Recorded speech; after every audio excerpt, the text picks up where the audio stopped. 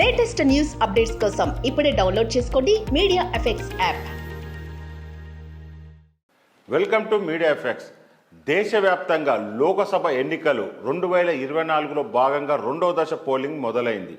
13 రాష్ట్రాలు, కేంద్రపాలిత ప్రాంతాల్లోని 88 స్థానాల్లో శుక్రవారం ఉదయం 7 గంటలకు ఓటింగ్ షూర్ అయింది. సాయంత్రం 6 గంటల వరకు పోలింగ్ కొనసాగనుంది. మొత్తం 1202 మంది అభ్యర్థులు పోటీలో ఉండగా 15.88 కోట్ల మంది పైగా ఓటర్లు తమ ఓటు హక్కును వినియోగించుకోనున్నారు.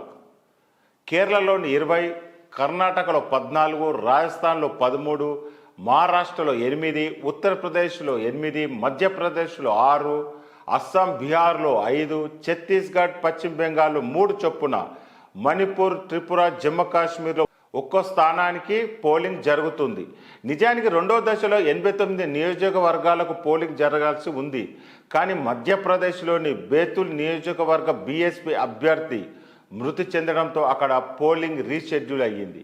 ఈ దశ ఎన్నికలో కేంద్ర మంత్రి రాజీవ్ చంద్రశేఖర్, బీజేపీ నేత తేజస్వి సూర్య, హేమమాలిని, కాంగ్రెస్ అగ్రనాయకులు రాహుల్ గాంధీ, శశి థరూర్, కర్ణాటక మాజీ సీఎం హెచ్డి కుమారస్వామి ఉన్నారు.